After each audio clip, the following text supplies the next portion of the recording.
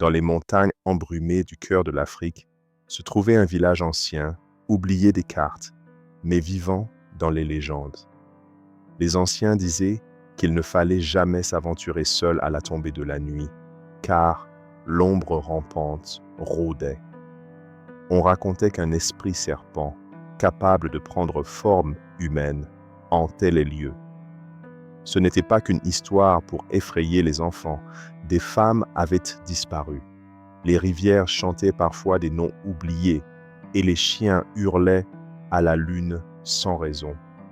Au milieu de tout cela, vivait Nia, une jeune femme belle, douce, solitaire, dont les parents étaient morts dans un mystérieux incendie. Depuis, elle vivait près de la forêt, cultivant des plantes médicinales et vendant des tisanes au marché. Nia ne croyait pas aux esprits, elle croyait à l'amour. Mais l'amour peut être un piège quand on ignore ce qui se cache derrière les apparences. Cette nuit-là, le vent soufflait différemment, comme s'il portait un message ancien que personne ne voulait entendre. La pluie tombait avec violence, martelant les toits en tôle du village. Nia marchait rapidement sur le sentier boueux, son panier de plantes sur la tête. Elle entendit un bruit, des pas, lourds et calmes, derrière elle. Quand elle se retourna, il était là, un inconnu, grand, vêtu d'un manteau noir, les yeux baissés. Il ne parlait pas, mais sa présence imposait un silence étrange. Elle hésita, puis, poussée par une impulsion inexplicable, l'invita à s'abriter chez elle. Dans sa case, elle lui offrit du thé. Il la regardait intensément, comme s'il pouvait lire dans son âme. Ses yeux étaient sombres, mais brillaient d'une lumière inhumaine. Elle sentit son cœur battre fort, partagé entre peur et fascination. L'homme se contenta d'un mot, « merci ». Mais ce simple mot vibrait dans l'air comme un sortilège. Moali, c'était ainsi qu'il se présenta, semblait irréel. Chaque parole qu'il disait était pesée, douce, séduisante. Il connaissait les plantes, les constellations et parlait comme un ancien. Nia fut troublée de constater à quel point elle se sentait à l'aise avec lui. Cette nuit-là, elle rêva de feu, d'eau et d'un serpent qui lui murmurait des mots d'amour. À son réveil, il était là, allongé près d'elle, la fixant comme s'il ne dormait jamais. Elle rougit, puis lui sourit, comme si ce moment était normal. Mais dehors, les coqs ne chantaient pas ce matin-là. Les oiseaux s'étaient tus, et dans le bol de lait qu'elle avait laissé pour ses chats, elle trouva une écaille. Le village commençait à ressentir un changement. Les enfants avaient des cauchemars. Les chiens refusaient d'approcher la forêt. Nia, elle, était plus belle chaque jour, comme si un feu invisible la nourrissait. Elle riait avec Moali, se perdait dans ses bras, ignorante du danger. Un matin, elle vit un serpent noir s'enrouler autour de sa case, puis disparaître dans le sol. Mama Zula, la vieille prêtresse, lui rendit visite sans être invitée. Elle scruta les yeux de Nia et murmura « Tu portes l'odeur de la nuit ». Nia, vexée, lui demanda de partir. Mais la prêtresse déposa une amulette devant sa porte. « Quand tu verras ce qu'il est vraiment, tu comprendras pourquoi j'ai pleuré. » Un soir, alors que Moali croyait Nia endormie, il sortit discrètement. Curieuse, elle le suivit, pieds nus dans la forêt sombre. Elle le vit se déshabiller, puis quelque chose d'horrible se produisit. Son deux se fendit, sa peau devint écailleuse, ses bras s'allongèrent, sa langue devint bifide.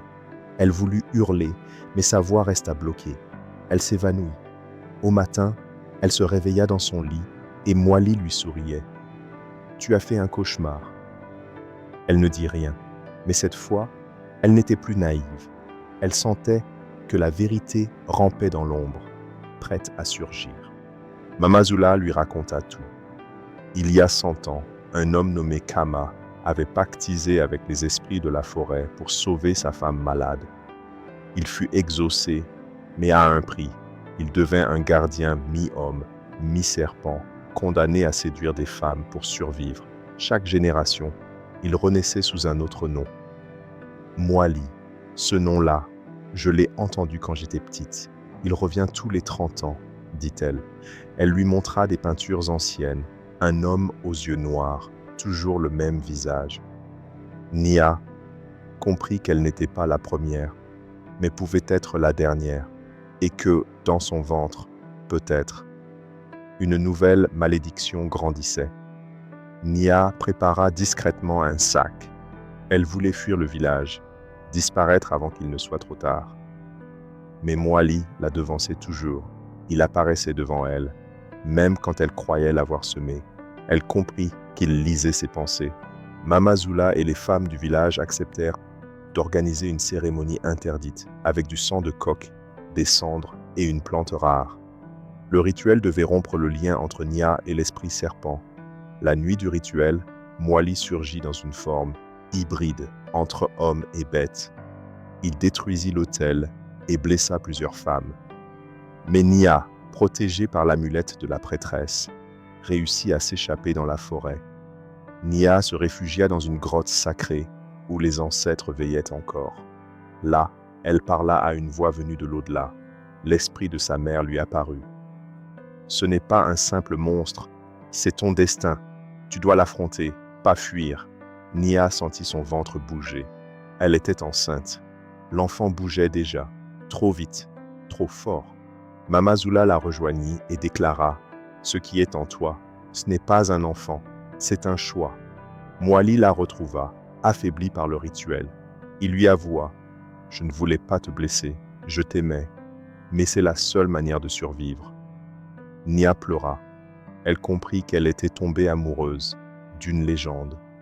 Dans la dernière lueur de la lune, au bord de la rivière sacrée, Nia se tint debout face à Moali. Les tambours du village résonnaient au loin. Elle tenait une lance sacrée, transmise par Mama Zula. Moali ouvrit les bras. « Tue-moi si tu le dois, mais je t'aime et je ne regrette rien. » Nia s'avança, les larmes aux yeux. Elle planta la lance dans la terre. « Je ne te tuerai pas, mais je te bannis. » Un éclair fendit le ciel. La rivière s'éleva comme une vague et engloutit Moali. Son cri fut à la fois douloureux et soulagé. Le silence retomba. Nia s'effondra. 20 ans plus tard, une jeune fille, au regard étrange, cueillait des fleurs au bord de la même rivière. Sa mère l'appelait Aïcha. Elle courut, riant. Nia, toujours jeune, la serra dans ses bras. Mais dans les yeux d'Aïcha, une lueur reptilienne brillait. Elle montra sa main. Une écaille venait d'y pousser. Nia la regarda sans surprise. « Tu n'es ni monstre, ni humaine. Tu es héritière. Tu décideras si l'histoire continue ou s'arrête avec toi. » La rivière chanta doucement, comme un avertissement voilé. La légende n'était pas terminée. Elle venait juste de changer de visage. Et c'est ainsi que l'histoire de Nia devint une légende transmise de génération en génération. Une histoire d'amour, de malédiction et de choix. Mais toi, que ferais-tu si l'amour cachait une créature? Dis-le-moi en commentaire. Si cette histoire t'a touché, n'oublie pas de liker, de t'abonner à la chaîne et d'activer la cloche pour ne rater aucun nouvel épisode. D'autres légendes africaines t'attendent, encore plus puissantes